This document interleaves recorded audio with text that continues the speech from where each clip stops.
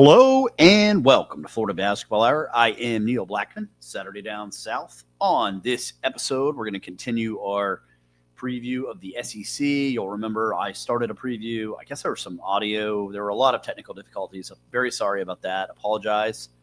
We're going to work on a lot of that stuff, try to do that better as this season gets underway here. But we certainly appreciate all you listening. So we previewed the top three teams in the SEC out of the gate, with our prediction being that Florida, Kentucky, and then Arkansas would be the top three teams in the league. The team that we had fourth was Tennessee. Really like what the Vols did in the portal. I thought, Jacoby Gillespie, I think, should be first team All SEC. I was actually really surprised that Gillespie wasn't chosen first team All SEC after having a terrific year in the Big Ten. Now, he wasn't the guy at Maryland. And I guess the biggest difference between like what Jacoby has to do at Florida probably, or at Tennessee rather, probably, as opposed to, where he was at Maryland when he had Julian Reese and Derek Queen, is he's going to have to be that dude, right? But I also think that the fact that Gillespie is that dude will make life a little easier on Nate Ament, who, I don't necessarily subscribe to the Kevin Durant comparisons that have been circulating. I think they're kind of lazy, actually, especially when you think, oh, he's playing for Rick Barnes. Like, it makes plenty of sense. But I think Nate Ament is a guy who will adjust pretty quickly to college basketball. And I also love the way that Rick Barnes is scheduled. I know there was like a tweet going around from Jeff Goodman, at Field of 68 earlier this week about the way that the Vols scheduled. And it's like, oh, they need to challenge themselves. And quite honestly, to me, that was weird, right? Because you have Mercer, you have Northern Kentucky, you have North Florida, Rice, Tennessee State. Like, all of these games should get Nate Ament comfortable. And they should get Jacoby Gillespie comfortable in playing a role as a guy who is going to have to be now the guy, right? And I think you do all that, and then you go to Feast Week and you get Rutgers as kind of a tune-up. But then they're going to play Houston. They're going to play Illinois. They're going to play Louisville. So, like, they have hard games, but they've got time to get Nate Ament acclimated. I also wrote at Saturday Down South that I think this is the deepest front court in the Southeastern Conference other than Florida. I love the different pieces and versatility of it. Rick Barnes thought it was the most versatile one he's had at Tennessee. That's what he told me at SEC Media Days. JP Estrella is still a guy they're trying to get healthy, but if they get him healthy, you have two legitimate, skilled offensive bigs in him and Cade Phillips, and Jalen Carey really being a third. And then you have, the defensive stopper that is Felix Okpara, who I think could contend for Defensive Player of the Year. And then they love what they've seen from Dwayne Brown, who I consider as like an extra piece of that front court. So there's a lot of front court depth and versatility. I'm always going to trust Rick Barnes. I'm not going to pick him to finish outside the top four in the SEC until it happens, to be honest. And so, it's just kind of clockwork to pencil them in at 4. Now, I am picking Alabama to finish outside the top 4 in the SEC, which I think, look, if you think that's unreasonable, I'm not going to argue with you too much about where people have the Crimson Tide. Like, I heard John Fanta using sort of the same logic that I used on Tennessee. It's saying he'll pick Alabama out of the top 4 in the SEC when that actually happens. To me, I think it will happen this year. They lose Mark Sears, the best player in the history of their program. I will get to why their backcourt is incredible in a second, even without Mark. But it's the other losses that are fascinating to me. Like, Grant Nelson and Cliff Omoruyi made that team defensively.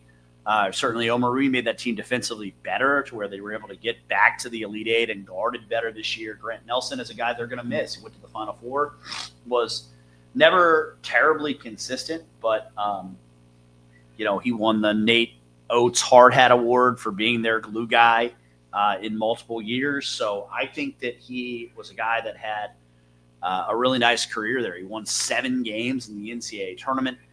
they're going to miss his leadership. Of course, he had the thunderous dunk on Alex Condon that a lot of people saw. So they're going to miss him. Omoruyi, look, I think he kind of got off to a slow start, struggled adjusting to the consistent physicality of the SEC, but ended up being really good, played great in the scare they had against Robert Morris in the first round, was very good in the St. Mary's game in the round of 32, kind of keyed their NCAA tournament run back to the Elite Eight. So those are big front court pieces. They also lost Jaron Stevenson, who's a guy that I always thought they should have gotten more out of. He should have gone to North Carolina in the first place. I think his family, everybody was kind of surprised that he picked Alabama. It just never really worked.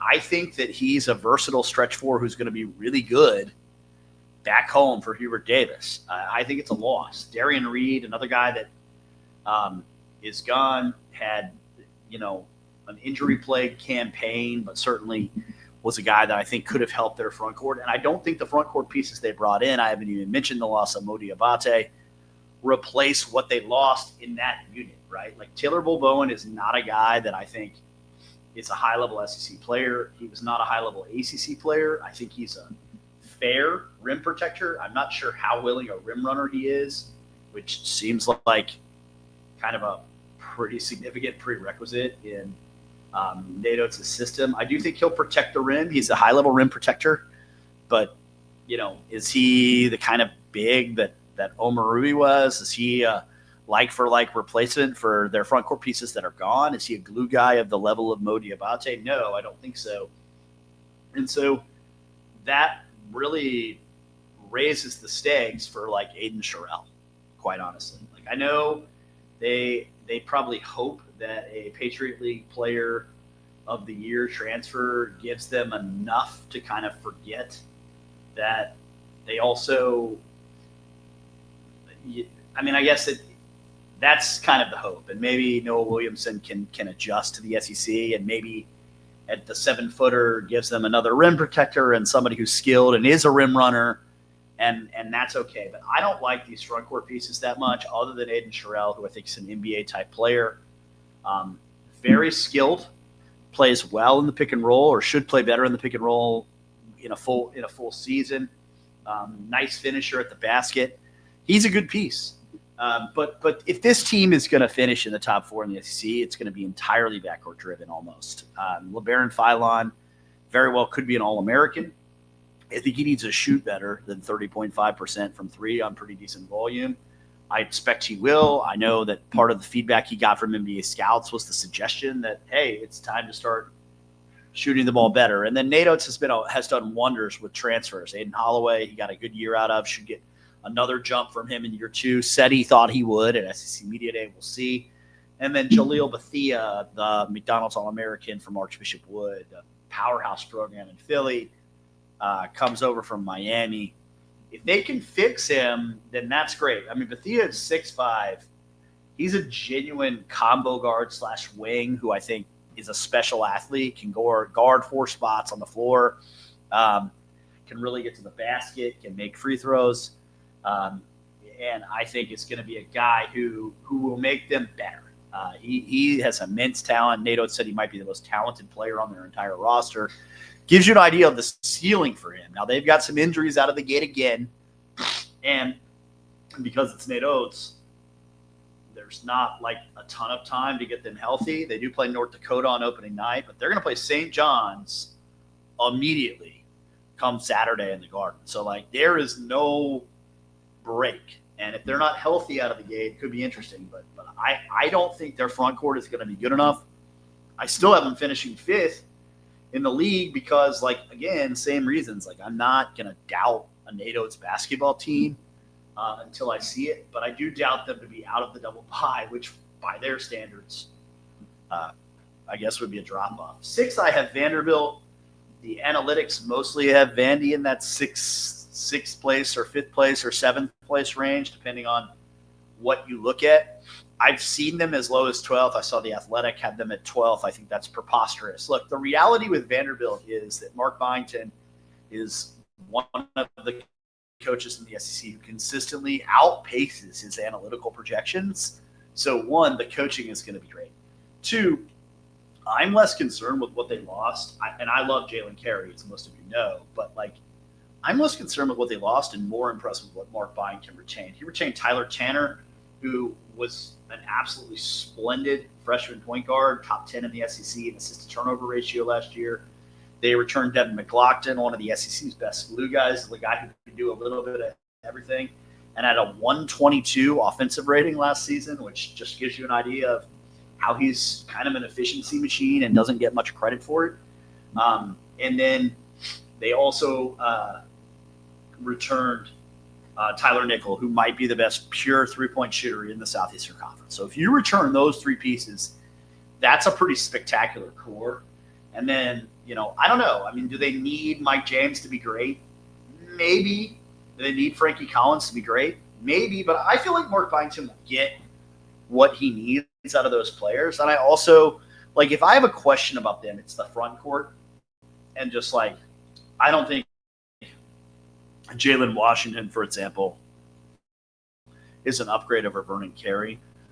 Nor do I think that Jalen Washington was just an average player on an average North Carolina team, is a guy who is going to get better when he moves to the SEC. So I think if there's a weakness to this Vanderbilt team, it's clearly in that front court. And that would be where I might have concerns if I were them. That said, look, and Mia is the lowest of the analytical outlet. This is an NCAA tournament team, and I think it's a team that if they got a double bye, would be stuck at the SEC tournament. So that's kind of where I have them. And mostly this is in my SEC Media Day ballot order. That said, not entirely. Seventh, I have Auburn. I went back and forth with Auburn and Missouri on the actual ballot, and I ultimately decided that first, I think Stephen Pearl is going to do a really good job at Tennessee. Second, I think this team, when they got Todd Pettiford back, immediately the ceiling was Final Four because the guard can go off in March, and that can get you there, right? The floor was the NCAA tournament. It raised the floor away from NIT and into the NCAA tournament. My question with them is truly about leadership replacement, right, and defense. They lost multiple elite defenders: Dylan Cardwell, Miles Kelly's a good defender, Denver Jones, a great defender. I thought Chad Baker-Mazara was a little overrated as a defender, honestly. He was a guy that I'd attack if I were a coach, particularly if you could get him in a switch. I love that Florida attacked him pretty relentlessly in the Final Four. I thought that was awesome, and that's what I would do if I played Auburn. But nonetheless, that's a lot of leadership to lose. And with Bruce Pearl kind of retiring, I just don't know, that they – I think Bruce's team's always defended, and Stephen Pearl is the defensive coordinator, so I still think Auburn will guard. But I don't see it. Kevin Overton was not a particularly great defender at Texas Tech. He's a good defender, not a great one. Keyshawn Murphy, a big man who can rebound, but not really more than a two-position defender. Not a guy that can switch a ton. Filip Jovic from Serbia, European player, is probably going to struggle to adjust to the physicality, even being a little older, coming over. Keyshawn Hall is purely a scorer, wasn't disruptive at all defensively. That UCF team could not guard a soul. I do think Keyshawn Hall is going to eat. I think him and Pettiford, if they're not 55 to 60% usage combined, I'll be surprised. It's going to be a two-man scoring show. And then on the days when Kevin Overton hits shots and Elijah Freeman, the D3 transfer, hits shots, then they're going to be a bucket, right? They're going to be able to score on people. And do I trust Stephen Pearl enough already, based on what I know about his defensive principles, to get a lot out of that? Yeah, I do. Do I think that it's a top 6 team in the SEC? No, I don't. So I put them 7th. Just ahead of Missouri, and if they're of the teams I have in the top 8, if there's a team that finishes in the top 4, Missouri would be the one that would be least surprising of the team's 5, even more than Alabama. just because of the consistency of the roster, and because Mark Mitchell is that classic dude who, like, I feel like could go from, oh yeah, Mark Mitchell, he's good, man. He stuffs the stat sheet too. Whoa, Mark Mitchell might win SEC Player of the Year. Like, that leap is very possible. That Chandler Parsons for the Florida fan type leap, I think is there. I think he's been real comfortable back at home in Missouri. I think Dennis Gates gets the best out of guys like that. And, they don't need Mark to play 35 minutes a game because that's not the way Dennis's system works. So Mark can go out and just be himself for 30 and just play hard, impact the game in a bunch of different ways. He's not going to be relied on to score a ton. If he shoots free throws a little better, that'd be great. But he's a guy average for realistic expectation to happen again. He runs in the second as a perimeter defenders in the conference. I think a preseason defensive player of the year candidate. It's interesting how many people forget that he's on their roster, and forget, more importantly, what a good season he had last year. He did a great job on Walter Clayton Jr. in the Florida game. I think was a big reason that Missouri built the big lead that they had and held on to win in Gainesville. Trent Pierce, not a guy who's super skilled at anything, but a guy who's competent at everything. Nice role player, knows his job, embraces his role, good leader. They got Sebastian Mack in from UCLA. I think the big interesting thing for me there is, like, can he make shots and can he create and score offensively? Because they've got to replace Caleb Grill right now. If Robinson and Mitchell elevate their games and Mack hit shots, then, like, they might have that. They also got a kid named Jaden Stone who medically redshirted last year but was pretty good at West Virginia. That's probably the formula for them to replace some of the offense they love. Jacob Cruz is another guy who they think hits shots. He shot a high percentage last year. The shot looks pretty ugly. He's kind of a minus on the defensive end for them. But, again, like, this is a team that just has to figure things out offensively. They're hard to play against because they play that kind of 2/3 press. Then they pressure the ball, and Robinson can get you out towards half court. They make it tough for you to initiate your offense. It's one of the most unique scouts in the SEC. Had multiple assistants tell me that last season. I like their team. I think they'll be back in the NCAA tournament. If they finish above 8th again, I won't be terribly surprised. All right, so those are the top 8. I feel like they're all kind of NCAA tournament locks, 1 to 8. I also think the next 2 teams are pretty much NCAA tournament locks. And, again, it's another situation where I've really gone super back and forth with stuff. But here's where I landed. I landed at 9th, being Ole Miss, and 10th being Mississippi. Sorry, 10th being Texas. I went with I trust Chris Beard. It's really not any more complicated than that. If I didn't trust Chris Beard, I wouldn't be in love with this roster. I'm going to be honest. AJ Storr was really, really good as a freshman, and he was really, really good as a sophomore.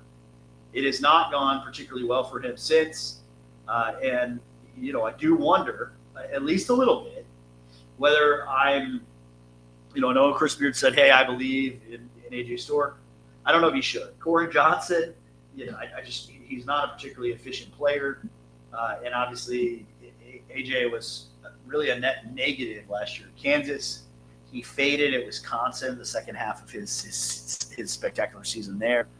So, again, not sure this is a big time player who makes a team better. Same with Corey Johnson. Like, I think Corey can guard. I don't think he's ever really accepted his role offensively, and he forces things on that end. On that side of the ball, Malik Dia is one of my favorite players in the SEC in the country, period. He's an incredible young man, defender, talented rebounder. I think he'll score the ball a little bit better this season, inside and outside. Gives him the ability to play 5 out. gives them the ability to play him in the post.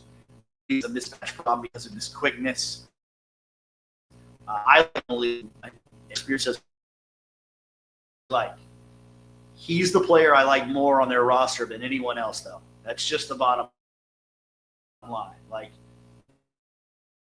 they got 6'8" kid from LSU. I'm not sure that Corey Chest, an impactful dude as a sophomore for Ole Miss. Is he a body who play physical and is going to guard the way that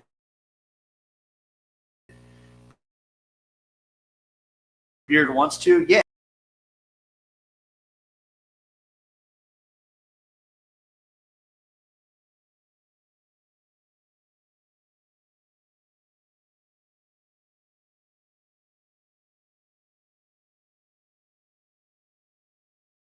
Not a guy who stretches the field, but shot 73 of 93 on 2-pointers.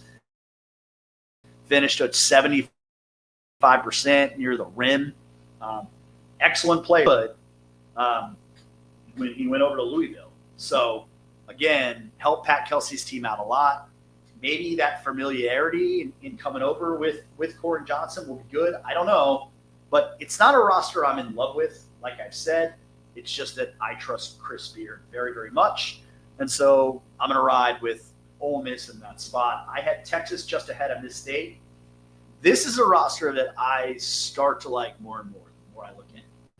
I don't know how great they're going to guard, though I love that they have Kendall Weaver around just because I think he's a guy who just plays at 110% all the time. He plays one speed, and it's just hard. And, you know, I think that's infectious. And Cam Heide, they brought over from Purdue, is a kid who knows how to win. You know, and it's going to do a lot of little things to help them do that. Trayvon Mark, pretty good in terms of his defensive prowess. Jordan Pope is a bucket. He doesn't guard much, but that's a guy that they're just going to ask, I think, to score at a very high level. But Weaver was a difference maker for them when they got him back. It's a big reason they got some wins in the SEC tournament and were able to go to the NCAA tournament. I think having him healthy is a huge deal. I think he could shoot 35 to 40% from deep. I think he's a guy who can get you some steals at a pretty high rate, help your defense. Again, just plays really hard. A dude I think is an absolute winner. And then Simeon Wilcher was a nice get in the portal that not a lot of people have talked about. I'm not saying it's Elijah Martin type steely, but I love that he embraced his role at St. John's. Like, he wasn't given a ton of the ball. And he came in as this huge recruit. And even though he shot 42% from three as a freshman, it was on low volume. And you know, obviously didn't make as many shots last year at St. John's. And eventually his minutes kind of faded because of that.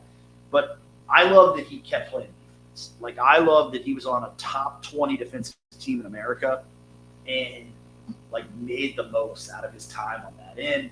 Was fourth on St. John's in defensive win shares. Like, he's a guy who I think, you know, along with Weaver, you know, can make them a little better. Their bigs are going to be interesting. Matas Vokiatis, another European that's highly skilled but might struggle to adjust to sort of the intensity of the league. Lassi Traore had a nice game against Florida. He's back underneath, one of the guys they were able to retain. And I think Lassi is a guy who, you know, isn't necessarily the most skilled. Lassi Traore, I'm thinking of a different guy. So that's kind of embarrassing. Lassi Traore comes over from Long Beach State. A big-time defensive rebound percentage guy. He's been over 25% defensive rebounding percentage his entire career. You know, can he handle the jump up? Because it's a pretty big jump from the Big West to the SEC. But I still like this roster. I like their guards. I think Dalen Swain has a chance to be all SEC. Texas will be an NCAA tournament team.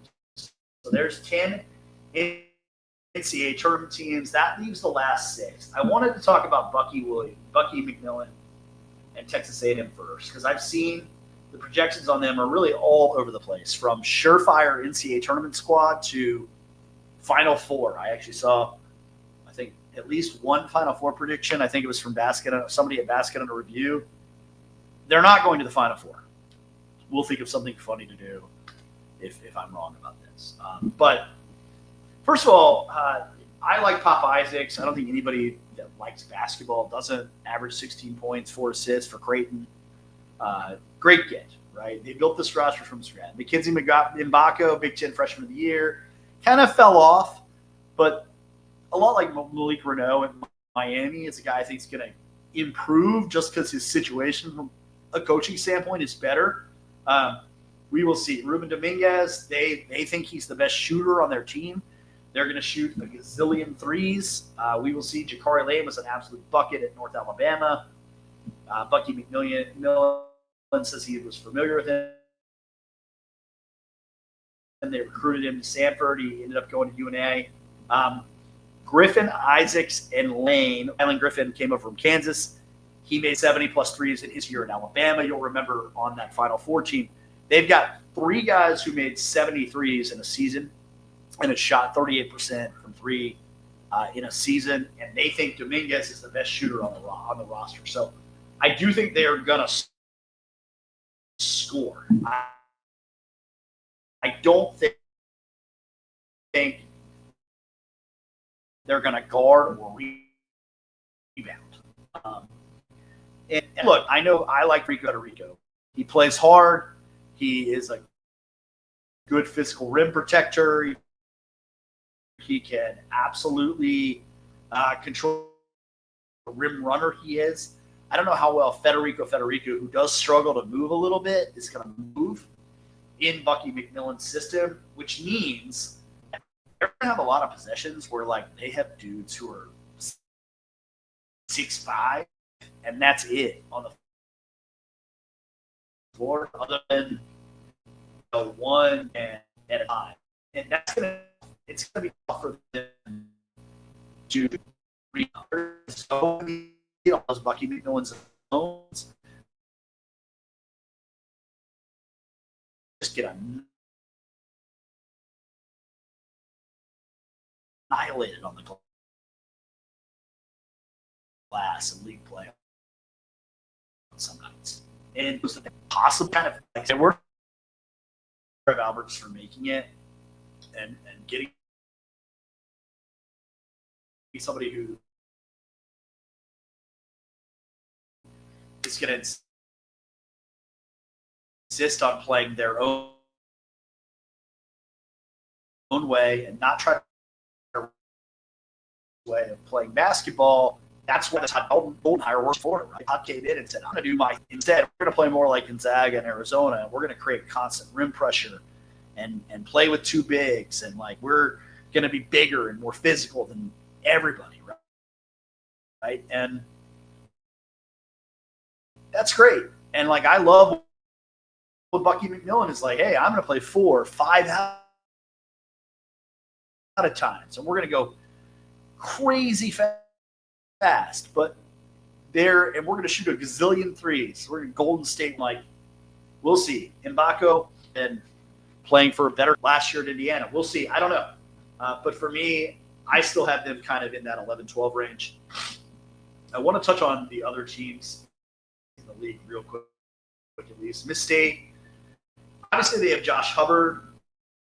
I like what they did around him in the portal. I think Aiden Epps, while not terribly efficient as a guy you can play in the pick and roll, he could take some of the ball handling, ball dominant off Josh Hubbard, let Chris Jans use Hubbard off screens a little more, let him shoot, catch and shoot a little more, should increase Hubbard's efficiency to play with someone like Epps. Quincy Ballard, another guy, averaged 10 and 9 at Wichita State, good defender. Doesn't try to do too much offensively, knows where his limitations are. Great finisher at the rim. His buckets are going to come more off offensive rebounds. He's going to be a willing passer. He's going to guard. Going to give them a really last year because Tolu Smith was definitely that. And then 8